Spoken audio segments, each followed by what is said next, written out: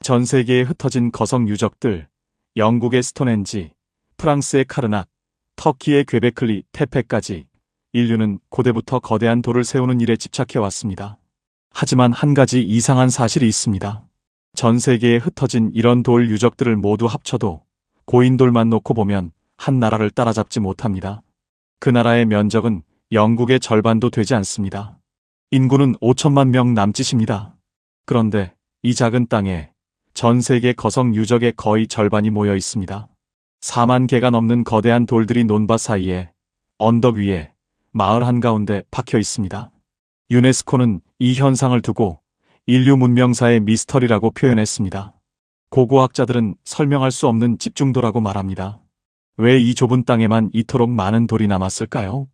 우연일까요? 아니면 뭔가 이유가 있는 걸까요? 더 이상한 건 이 돌들을 세운 방식입니다. 정으로 다듬지 않은 자연석, 평평한 상단부, 하늘을 향해 열린 구조. 마치 누군가 정해진 설계도를 따라 만든 것처럼 일관된 형태를 보입니다. 도대체 수천 년 전 이 땅의 사람들은 무엇 때문에 이 거대한 돌들을 세웠을까요? 이야기를 시작하기 전에 지금 이 영상을 어디에서 보고 계신지 댓글로 남겨보세요. 여러분이 서 계신 그 자리에서 우리가 함께 나누는 한국인이라는 자긍심을 다시 한번 확인해 보고 싶습니다. 안녕하세요.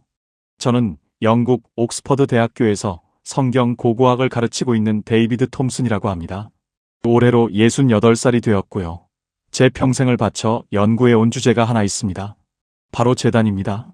사람들이 어디에서 어떤 방식으로 하나님께 예배를 드렸는가 하는 질문이죠. 이 질문은 제게 단순한 학문적 호기심이 아니라 신앙인으로서의 깊은 갈망이기도 했습니다. 어릴 적부터 교회 지하실 도서관에서 성경 지도책을 펼쳐놓고 고대 이스라엘의 제단 위치를 손가락으로 따라가던 기억이 생생합니다. 대학에 들어가서도 박사 과정을 밟을 때도 교수가 된 이후에도 저의 관심사는 언제나 같았습니다. 출애굽기 20장 25절 내가 내게 돌로 제단을 쌓거든 다듬은 돌로 쌓지 말라. 내가 정으로 그것을 쪼면 부정하게 함이니라는 구절은 제 박사 논문이 첫 문장이었고 30년이 지난 지금까지도 제 연구실 벽에 액자로 걸려있는 문구입니다. 정을 대지 않은 자연석으로 쌓은 제단, 인간의 손길이 최소한으로만 닿은 순수한 돌들이 하나님께 드리는 예배의 본질이라고 저는 평생 믿어왔습니다. 왜 하나님께서 그토록 자연 그대로의 돌을 강조하셨을까요? 그 질문에 대한 답을 찾기 위해 저는 이스라엘 곳곳을 누볐고 요르단 강 동편의 유적지들을 탐사했으며 시나이 반도의 황량한 사막까지 걸어다녔습니다. 그런 저에게 2년 전 가을 예상치 못한 순간이 찾아왔습니다. 제 연구실에서 박사 과정을 밟고 있던 한국인 학생 한 명이 조심스럽게 문을 두드리더니 노트북 화면 하나를 제 앞에 펼쳐 보였습니다. 그 학생은 김 박사 과정생이었는데 평소에도 성실하고 조용한 성격이었지만 그날따라 눈빛에 묘한 흥분이 서려 있었습니다. 교수님, 혹시 한국의 고인돌에 대해 들어보신 적이 있으세요? 저는 솔직히 그때까지 고인돌이라는 단어 자체를 제대로 알지 못했습니다. 유럽의 거성 문화, 스톤헨지 같은 건 익숙했지만 극동아시아의 돌 유적에 대해서는 거의 무지했던 거죠. 제 연구 범위가 늘 중동 지역에 국한되어 있었기 때문에 동아시아의 고고학적 발견들은 제 관심 밖이었습니다. 그 학생이 보여준 화면에는 거대한 돌판이 너댓 개의 받침돌 위에 올려져 있는 사진이 가득했습니다. 마치 거인이 사용하던 식탁처럼 보이는 탁자처럼 생긴 그 돌 구조물을 보는 순간 저는 이상한 기시감을 느꼈습니다. 이건 뭔가 본 것 같은데 제 머릿속에서 어렴풋이 떠오르는 이미지가 있었지만 정확히 무엇인지 집어낼 수가 없었습니다. 마치 오래전 꿈속에서 본 풍경을 다시 마주한 것 같은 묘한 느낌이었습니다. 그런데 그 다음 학생이 보여준 자료 한 장이 제 30년 연구 인생을 완전히 뒤흔들어 놓았습니다. 그건 유네스코 세계유산 관련 통계 자료였습니다. 교수님, 전 세계에 있는 고인돌의 40%에서 50%가 한국에 집중되어 있다는 거 알고 계셨나요? 저는 처음엔 그게 무슨 말인지 이해가 안 됐습니다. 제 귀를 의심했습니다. 화면에 펼쳐진 통계 자료를 보니 전 세계 고인돌 추정치가 7만 기에서 8만 기 정도인데 그중 3만 기에서 4만 기가 한반도에 있다는 겁니다.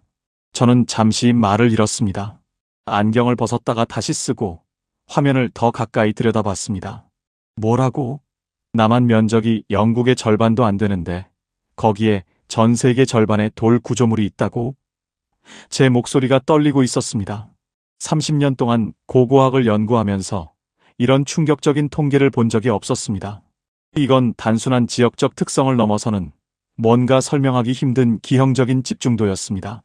그 학생은 고개를 끄덕이며 조용히 말했습니다. 네, 교수님. 그래서 한국을 돌맨 킹덤, 고인돌 왕국이라고 부르기도 해요. 학계에서는 이 현상을 설명하기 위해 여러 가설들이 나왔지만 아직 명확한 답은 없습니다. 저는 그날 밤 잠을 이룰 수가 없었습니다. 침대에 누워서도 계속 천장만 바라보다가 결국 새벽 2시쯤 일어나 노트북을 켜고 한국의 고인돌 사진들을 하나하나 검색하기 시작했습니다.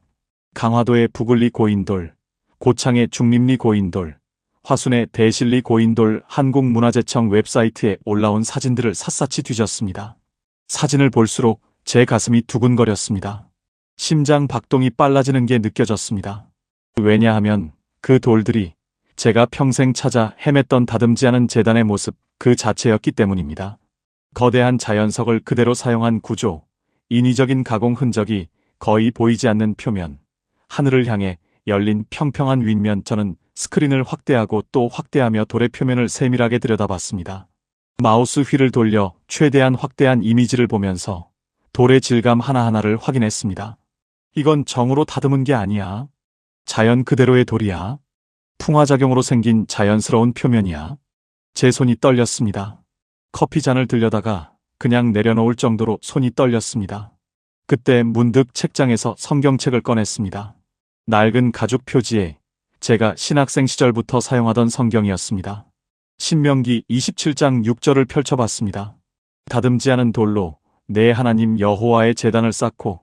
저는 성경 구절을 소리내어 천천히 읽으면서 동시에 화면 속 한국 고인돌 사진을 바라봤습니다.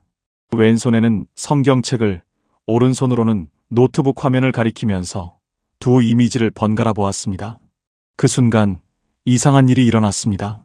두 개의 이미지가 제 머릿속에서 정확히 겹쳐지기 시작한 겁니다. 마치 투명한 종이 두 장을 포개놓은 것처럼 성경이 명령한 제단의 형태와 한반도에 4만 개나 남아있는 돌 구조물의 형태가 완벽하게 일치하는 느낌이었습니다. 저는 의자에 깊숙이 몸을 기대며 중얼거렸습니다. 말도 안 돼. 이건 우연일 수가 없어. 이렇게 정확하게 일치할 수가 있나. 하지만 동시에 제 안에서 또 다른 목소리가 들려왔습니다. 오랜 세월 학자로 살아온 이성의 목소리였습니다. 데이비드, 학자로서 섣부른 판단은 위험해. 이건 그냥 거성 문화의 한 형태일 수도 있어. 전 세계 어디서나 나타날 수 있는 보편적인 현상일 수도 있다고. 내가 너무 흥분한 거야. 하지만 제 마음 한구석에서는 이미 결정이 내려진 것 같았습니다. 새벽 5시가 넘어서야 겨우 눈을 붙였고 아침 8시에 일어나자마자 저는 다음날 아침 일찍 학과장을 찾아가 말했습니다. 학과장실 문을 노크하고 들어서며 숨을 고르고 최대한 침착하게 말했습니다. 다음 학기 안식년을 한국에서 보내고 싶습니다. 고인돌 연구를 위해서요. 학과장은 커피잔을 내려놓으며 의아한 표정으로 물었습니다. 한국? 데이비드, 당신 평생 이스라엘만 파던 사람이 갑자기 왜 한국? 중동 지역 전문가인 당신이 극동아시아라니 무슨 바람이 불었나? 저는 잠시 망설이다가 솔직하게 대답했습니다. 더 이상 숨길 수도 숨기고 싶지도 않았습니다. 제가 찾던 재단이 거기 있을지도 모르겠습니다. 아니, 제가 찾던 재단이 거기에 4만 개나 서 있습니다. 성경이 말하는 바로 그 재단의 형태가요. 학과장은 피식 웃으며 말했습니다. 데이비드, 자네 마침내 미쳤나? 68 나이에 새로운 대륙으로 간다고? 저는 쓸쓸하게 웃으며 대답했습니다. 아마도요. 하지만 이 미친 짓을 하지 않으면 평생 후회할 것 같습니다. 학자로서가 아니라 한 인간으로서 말이죠.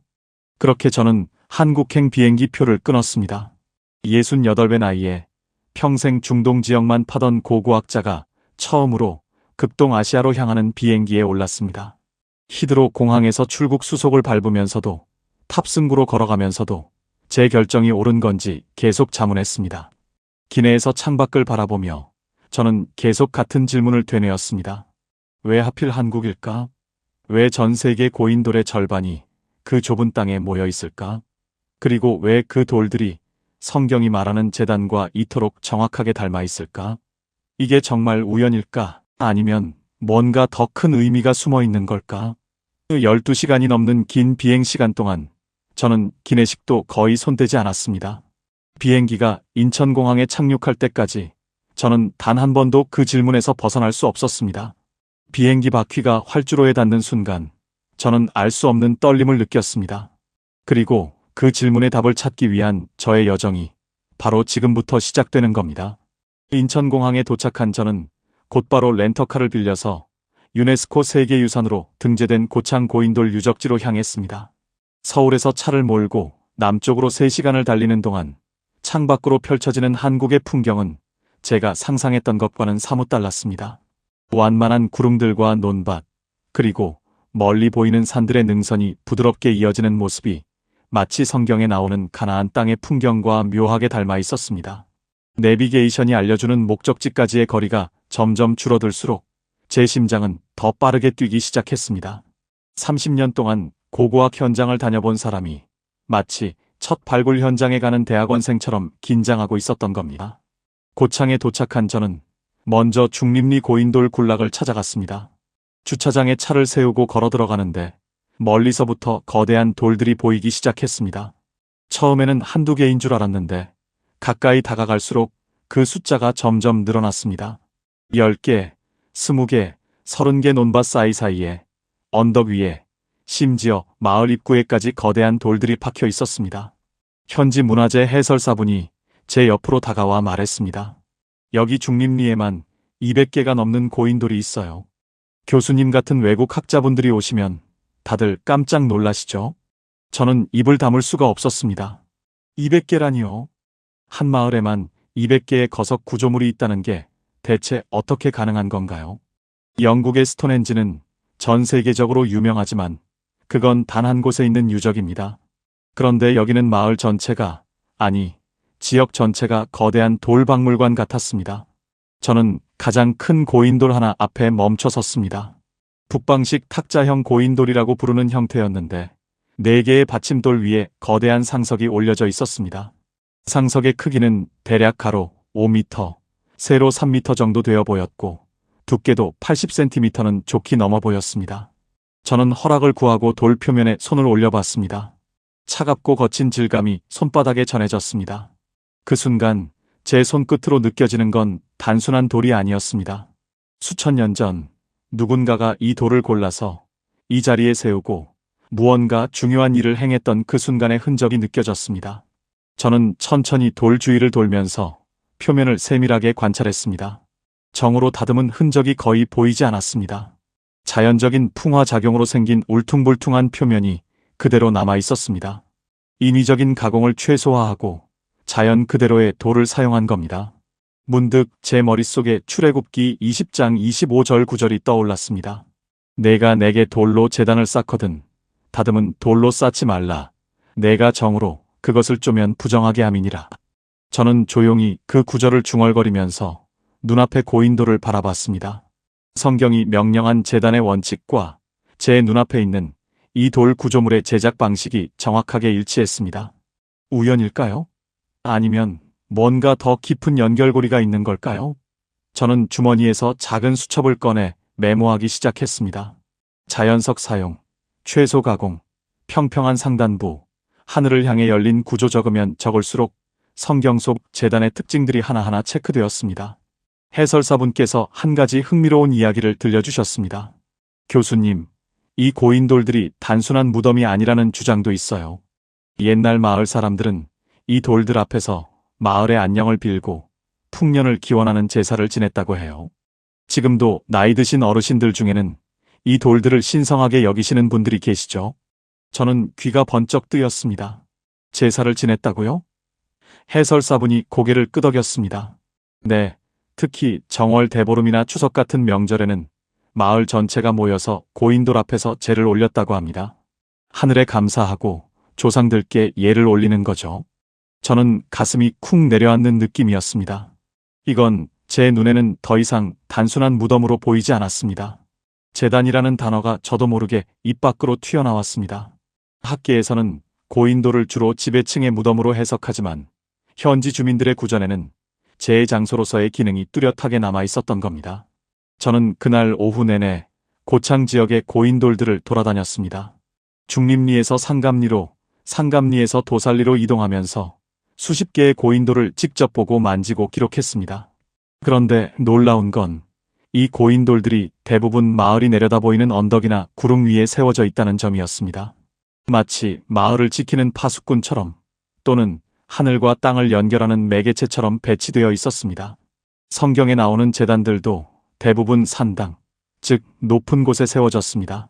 아브라함이 이삭을 바치려 했던 모리아 산, 엘리야가 바알 선지자들과 대결했던 갈멜산, 솔로몬이 성전을 지은 시온산 모두 높은 곳이었습니다. 왜 높은 곳이었을까요? 하늘에 더 가까워지기 위해서, 하나님께 더 가까이 다가가기 위해서였습니다.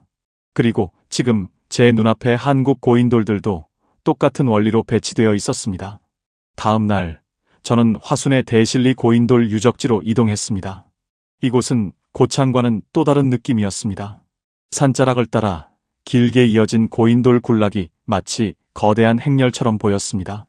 현지 연구원분의 안내를 받아 유적지를 둘러보는데 그분이 흥미로운 이야기를 해주셨습니다. 교수님, 이 고인돌들의 배치를 보시면 무작위로 세워진 게 아니에요. 어떤 규칙성이 있어요. 일부 학자들은 별자리와의 연관성을 주장하기도 하고 또 어떤 분들은 풍수지리적 원리가 적용됐다고 보기도 합니다. 저는 그 말을 듣고 깊이 생각에 잠겼습니다. 성경의 제단들도 아무렇게나 세워진 게 아니었습니다. 하나님께서 지정하신 장소에 특정한 방식으로 세워졌습니다. 혹시 이 고인돌들도 단순히 죽은 자를 기리기 위한 게 아니라 어떤 신성한 원칙에 따라 배치된 건 아닐까요?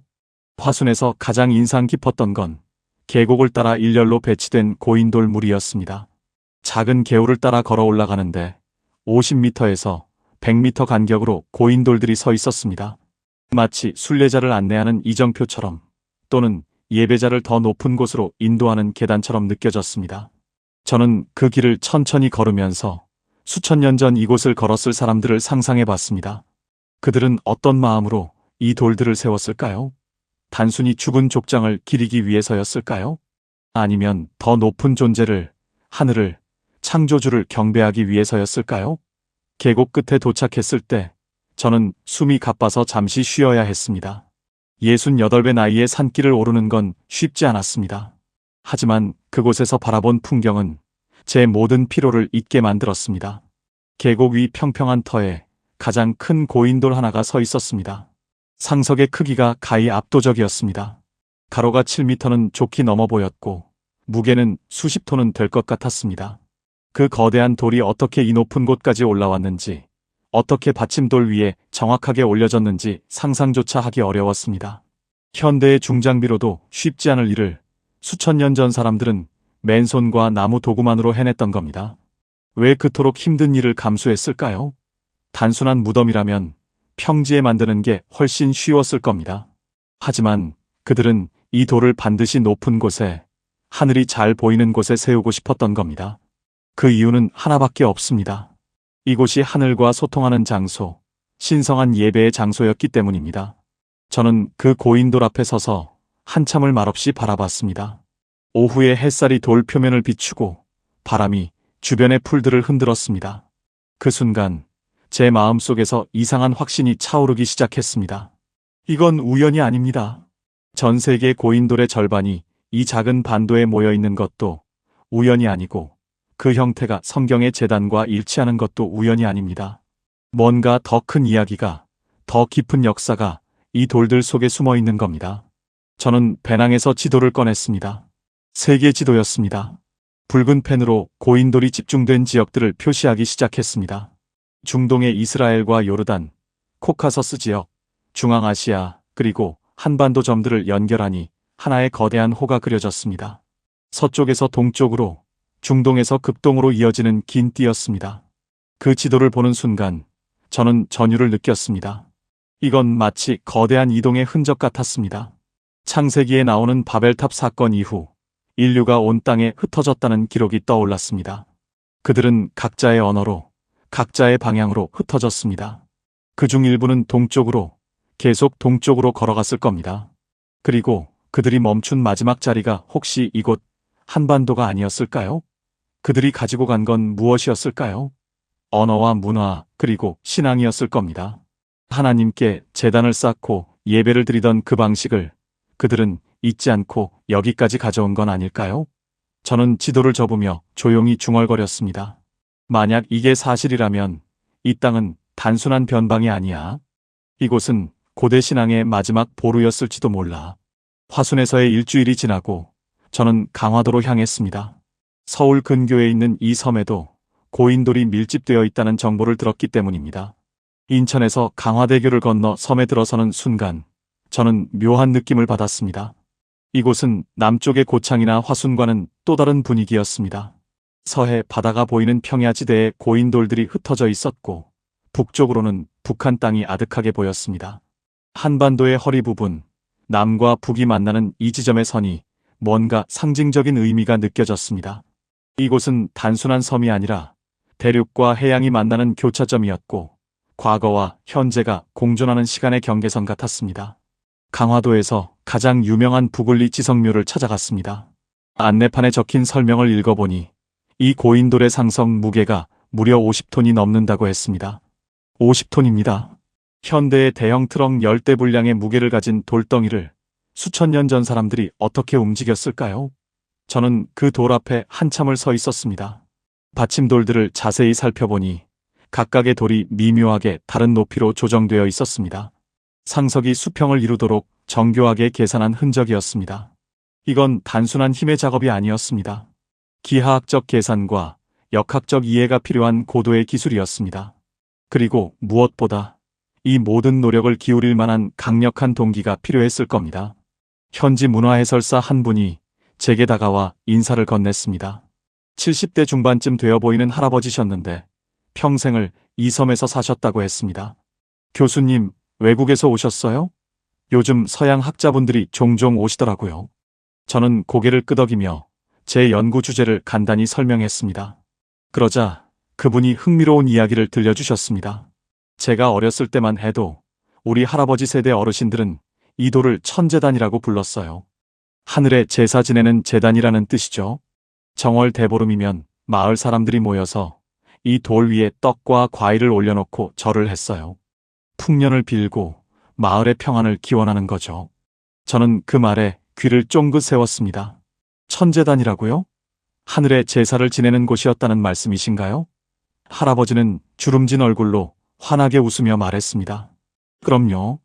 우리 조상들은 하늘을 무척 신성하게 여겼어요.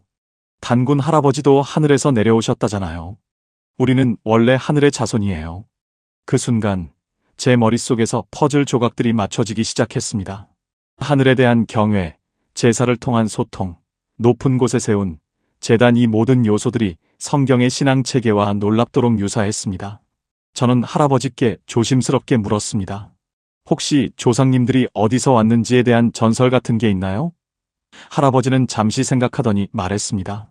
글쎄요, 우리 할아버지가 그러시던데 먼 옛날 우리 조상들은 서쪽에서 왔다고 해요. 아주 먼 서쪽, 해가 지는 곳에서 동쪽 끝까지 걸어왔다고.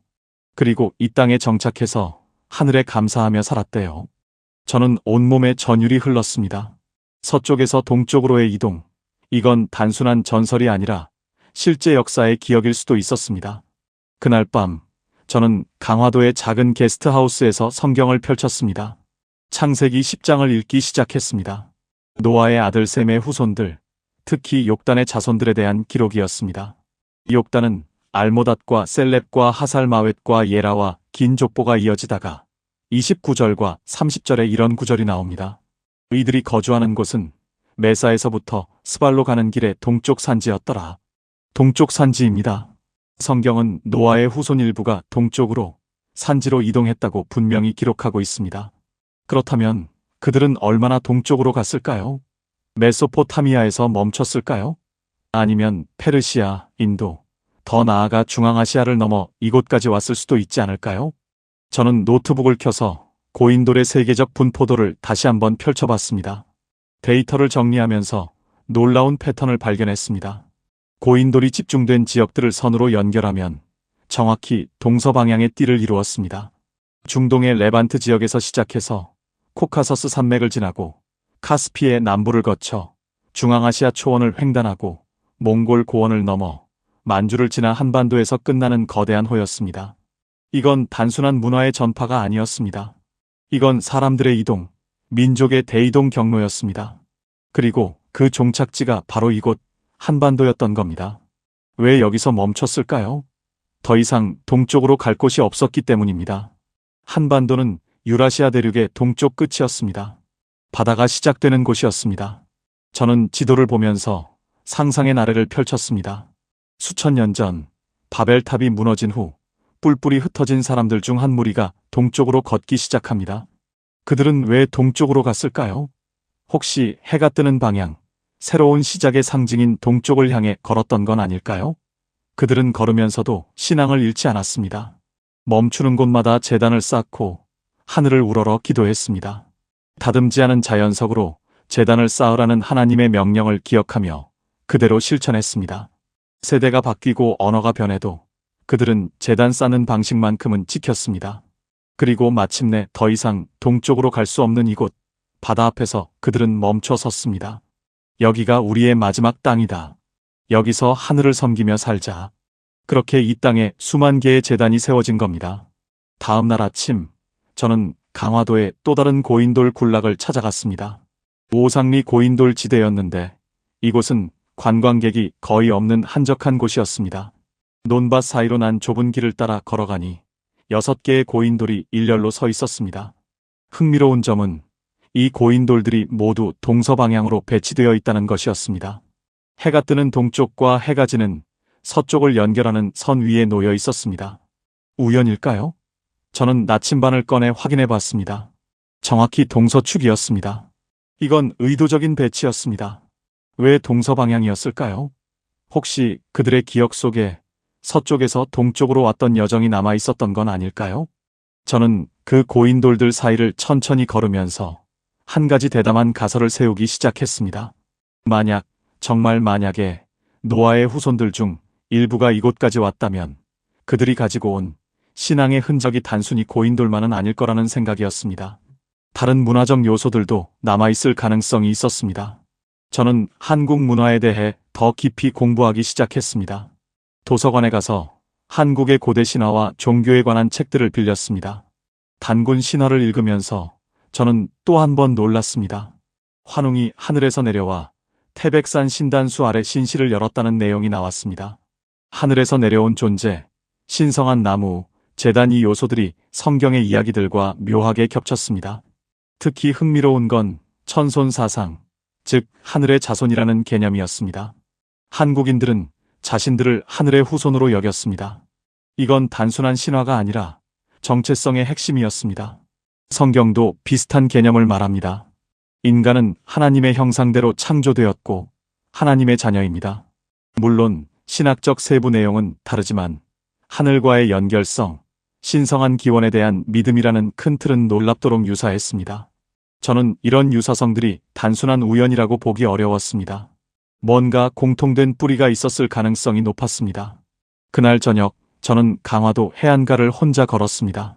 서해 바다로 해가 지고 있었습니다. 붉은 노을이 바다를 물들이는 장면은 숨이 멎을 만큼 아름다웠습니다.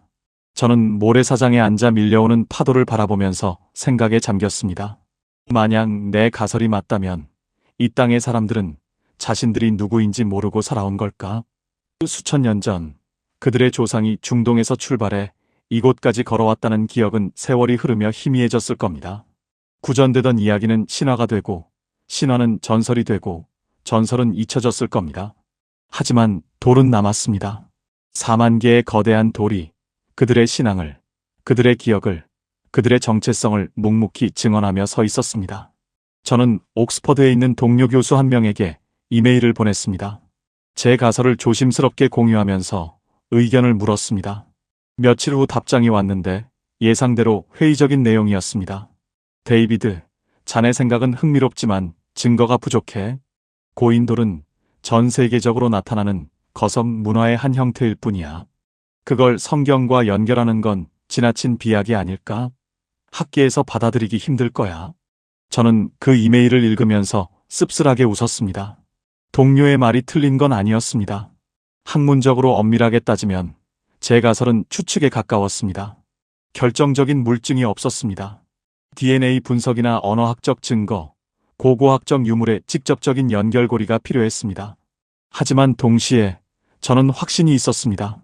학문적 증명과는 별개로 제 가슴 깊은 곳에서 울려오는 확신이었습니다. 전 세계 고인돌의 절반이 이 좁은 땅에 모여 있는 건 우연이 아닙니다. 그 형태가 성경의 제단과 일치하는 것도 우연이 아닙니다. 동서로 이어지는 분포도도 하늘을 향한 신앙도 모두 우연이 아닙니다. 이건 하나님께서 남겨두신 흔적입니다. 노아의 후손들이 바벨 이후 흩어진 인류가 가장 먼 동쪽 끝까지 걸어가면서 남긴 신앙의 발자국입니다. 그리고 그 발자국이 가장 선명하게 남은 곳이 바로 이곳 한반도였던 겁니다. 한국에서의 석 달이 흘러갔습니다. 그 시간 동안 저는 남한의 거의 모든 주요 고인돌 유적지를 방문했습니다. 전라도, 경상도, 충청도, 강원도 발이 닿는 곳마다 고인돌이 있었습니다. 어떤 곳에서는 마을 한가운데 서 있었고 어떤 곳에서는 깊은 산속에 숨어 있었습니다. 하지만 공통점이 있었습니다. 그 돌들은 모두 하늘을 향해 열려 있었고 주변 지형에서 가장 높은 곳에 위치해 있었으며 자연석 그대로의 모습을 간직하고 있었습니다. 제가 수집한 사진만 해도 1000장이 넘었고 노트에 적은 관찰 기록은 200페이지를 넘어섰습니다. 이제 저는 영국으로 돌아가 이 모든 자료를 정리하고 논문을 쓸 준비를 해야 했습니다. 하지만 한국을 떠나기 전에 꼭 해야 할 일이 하나 남아 있었습니다. 저는 서울에 있는 한국고고학회에 초청을 받아 발표를 하게 되었습니다. 청중은 대부분 한국인 고고학자들과 역사학자들이었습니다. 발표 제목은 조심스럽게 정했습니다. 한반도 고인돌과 고대 근동 제단 문화의 비교 연구 마이너스 형태론적 유사성을 중심으로 학술적으로 들리도록 제목을 붙였지만 제 마음속에는 더 직설적인 질문이 있었습니다. 이 돌들은 정말 무덤일까요? 아니면 제단일까요? 이 발표장에 들어섰을 때 100여 명의 청중이 저를 바라보고 있었습니다. 68살의 영국 노 교수가 한국의 고인돌에 대해 무슨 새로운 이야기를 할 수 있을까 하는 호기심 어린 눈빛들이었습니다. 저는 파워포인트를 켜고 첫 슬라이드를 띄웠습니다. 강화도 부글리 고인돌 사진이었습니다. 신사숙녀 여러분, 저는 오늘 여러분께 한 가지 질문을 던지고 싶습니다. 우리가 고인돌이라고 부르는 이 구조물들이 정말 무덤이기만 한 걸까요? 청중석에서 웅성거리는 소리가 들렸습니다. 저는 다음 슬라이드로 넘어갔습니다. 출애굽기 20장 25절 9절이 큰 글씨로 적혀 있었습니다. 성경은 제단을 쌓을 때 다듬지 않은 돌을 사용하라고 명령합니다. 그리고 놀랍게도 한반도의 고인돌들은 이 원칙을 정확히 따르고 있습니다. 저는 한국 고인돌과 중동 지역 고대 제단의 사진들을 나란히 보여주면서 형태론적 유사성을 하나하나 설명했습니다. 자연석 사용, 평평한 상단부, 높은 곳의 위치, 하늘을 향한 개방성 모든 특징이 일치했습니다. 그러나 저는 학자로서의 정직함을 잃지 않으려 했습니다. 물론 이것은 증명된 사실이 아닙니다. 이것은 가설입니다. 추측입니다. 저는 청중들을 똑바로 바라보며 말했습니다. 하지만 제가 석 달 동안 이 땅을 걸으면서 느낀 건 이 돌들이 단순한 무덤 이상의 의미를 가지고 있다는 것입니다. 마을 사람들의 구전에도 제2적 기능에 대한 기억이 생생하게 남아 있습니다. 그리고 무엇보다 전 세계 고인돌의 40%에서 50%가 이 작은 반도에 집중되어 있다는 사실은 이곳이 단순히 거성 문화가 유행했던 지역이 아니라 뭔가 특별한 의미를 가진 장소였을 가능성을 시사합니다. 발표가 끝나고 질의응답 시간이 되었습니다. 한 중년의 한국인 교수님이 손을 들었습니다. 교수님의 가설은 흥미롭습니다만 학계에서 받아들이기에는 증거가 부족하지 않습니까? 고인돌을 성경과 연결하는 건 지나친 종교적 해석 아닐까요? 저는 고개를 끄덕였습니다. 네, 교수님 말씀이 맞습니다. 저도 그 점을 잘 알고 있습니다. 이것은 학술적으로 완전히 증명할 수 없는 가설입니다. 하지만 제가 드리고 싶은 질문은 이겁니다. 우리는 왜 고인돌을 무조건 무덤으로만 봐야 할까요? 많은 고인돌에서 부장품이나 인골이 발견되지 않았습니다. 그리고 현지 주민들의 기억 속에는 재장소로서의 기능이 뚜렷이 남아 있습니다. 제가 제안하는 건 이 구조물들을 다각도로 해석할 가능성을 열어두자는 겁니다. 무덤이면서 동시에 제단일 수도 있지 않을까요? 죽은 자를 기리면서 동시에 하늘에 제사를 드리는 복합적 기능을 가졌을 수도 있습니다. 또 다른 질문이 이어졌습니다. 그렇다면 교수님은 한국인들이 고대 이스라엘 민족과 연결되어 있다고 주장하시는 건가요? 저는 조심스럽게 대답했습니다. 아닙니다. 저는 그런 직접적인 혈통관계를 주장하는 게 아닙니다. 제가 말하고 싶은 건 노아의 홍수 이후, 바벨탑 사건 이후 인류가 흩어지면서 그들이 가지고 있던 신앙의 형태, 예배의 방식이 여러 갈래로 전파되었을 가능성입니다. 그중 한 갈래가 동쪽으로, 계속 동쪽으로 이동하면서 이곳에 도달했을 수 있다는 겁니다. 발표가 끝나고 몇몇 교수님들이 제게 다가와 개인적으로 이야기를 나누었습니다. 대부분은 회의적이었지만 몇 분은 제 가설에 흥미를 보였습니다. 한 교수님은 이렇게 말했습니다. 교수님, 학계에서 공식적으로 인정받기는 어려울 겁니다. 하지만 개인적으로는 교수님의 관점이 신선하다고 생각합니다. 우리가 너무 오랫동안 고인돌을 단순히 무덤으로만 봐왔던 건 아닌가 하는 반성도 듭니다. 그날 밤, 저는 호텔 방에서 혼자 조용히 앉아 있었습니다. 창밖으로 서울의 야경이 펼쳐져 있었습니다. 수백만 개의 불빛들이 반짝이는 모습을 보면서 저는 생각했습니다. 저 불빛들 아래 살고 있는 사람들은 자신들의 땅이 얼마나 특별한 곳인지 알고 있을까? 석 달의 여정을 마치고 저는 인천공항에서 런던행 비행기를 기다리고 있었습니다. 출국장에 앉아서 마지막으로 제 노트를 펼쳐봤습니다. 석 달 동안 적은 관찰 기록들, 사진들, 생각들이 빼곡히 적혀 있었습니다. 그 페이지들을 넘기면서 저는 한 가지 결론에 도달했습니다. 학계가 제 가설을 받아들이든 받아들이지 않든 저는 이 이야기를 세상에 전해야 한다고요. 왜냐하면 이건 단순히 학술적 호기심의 문제가 아니라 정체성의 문제이기 때문입니다. 한 민족의, 한 땅의 정체성 말입니다. 탑승 안내 방송이 나왔습니다. 저는 노트를 가방에 넣고 일어섰습니다. 그리고 탑승구로 걸어가면서 마지막으로 한 번 더 한국 땅을 바라봤습니다. 영국으로 돌아온 후 저는 곧바로 글을 쓰기 시작했습니다. 학술 논문이 아니라 일반인들도 읽을 수 있는 책을 쓰기로 결심했습니다. 제목은 동쪽 끝의 제단들 마이너스 한반도 고인돌에 담긴 고대 신앙의 흔적으로 정했습니다. 책을 쓰는 동안 저는 종종 강화도 해변에서 보았던 노을을 떠올렸습니다. 그리고 고창의 논밭 사이에 서 있던 거대한 돌들을, 화순의 계곡을 따라 이어진 돌의 행렬을 떠올렸습니다. 그 돌들은 지금도 거기 서 있을 겁니다.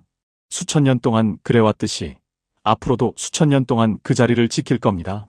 누군가 그 의미를 알아봐 주기를, 누군가 그 이야기를 들어주기를 기다리면서 말입니다. 이제 저는 이 글을 읽고 계신 여러분께, 특히 한국의 여러분께 조심스럽게 말씀드리고 싶습니다. 저는 서양에서 온 한 늙은 학자에 불과합니다.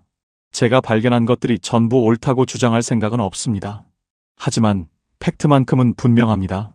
성경 출애굽기 20장 25절과 신명기 27장 6절은 다듬지 않은 돌로 제단을 쌓으라고 명령합니다.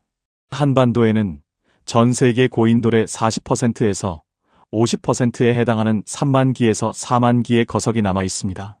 그 돌들은 대부분 자연석을 그대로 사용했고 높은 곳에 위치하며 평평한 상단부를 가지고 있습니다.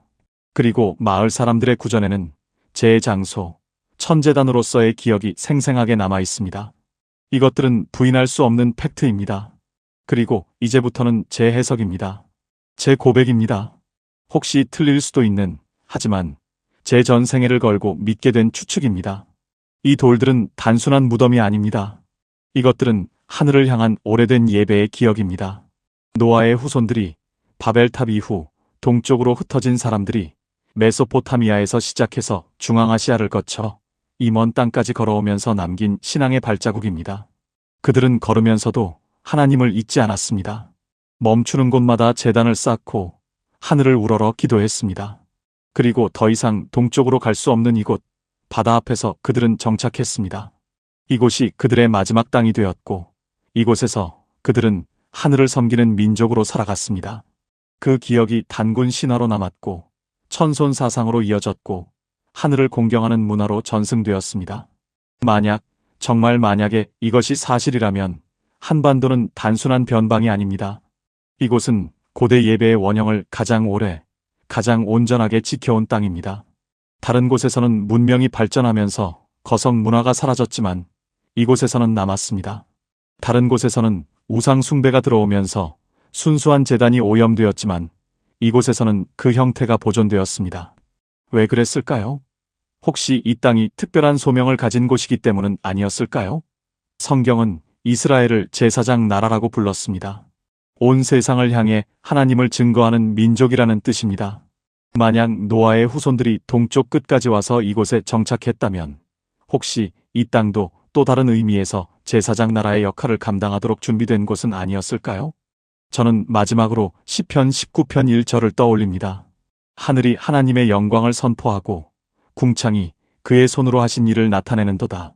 만약 이 말씀이 사실이라면 한반도 곳곳에 서 있는 4만 개의 고인돌도 하나님의 영광을 선포하는 증인들일지 모릅니다. 침묵하는 돌들이지만 수천 년 동안 한결같이 하늘을 향해 서 있는 그 모습 자체가 하나의 예배일 수 있습니다. 사람들은 그 의미를 잊어버렸을지 몰라도 돌은 기억합니다. 그 돌 위에서 무릎 꿇었던 조상들의 기도를, 하늘을 우러러 올렸던 감사를, 제단 위에 올려놓았던 정성을 기억합니다.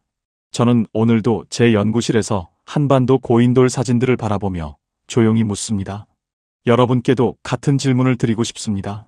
우리가 수천 년 동안 무덤이라고만 불러온 이 돌들이 혹시 하나님을 부르던 우리 조상들의 제단이었다면, 혹시 이 땅이 태초부터 하늘과 연결된 거룩한 땅이었다면 여러분은 이 땅을, 그리고 여러분 자신을 어떻게 바라보시겠습니까? 이 질문에 대한 답은 이제 여러분의 몫입니다. 감사합니다. 오늘 사연은 여기까지입니다. 여러분이 서 계신 그 자리에서 미처 알지 못했던 한국인이라는 자긍심을 함께 나누고 싶습니다. 공감하셨다면 오늘 이야기 속에서 느끼신 점을 댓글에 남겨보세요. 그 한 줄이 다음 사연을 준비하는데 큰 힘이 됩니다. 영상이 마음에 드셨다면 좋아요와 구독도 부탁드립니다. 시청해주셔서 감사합니다.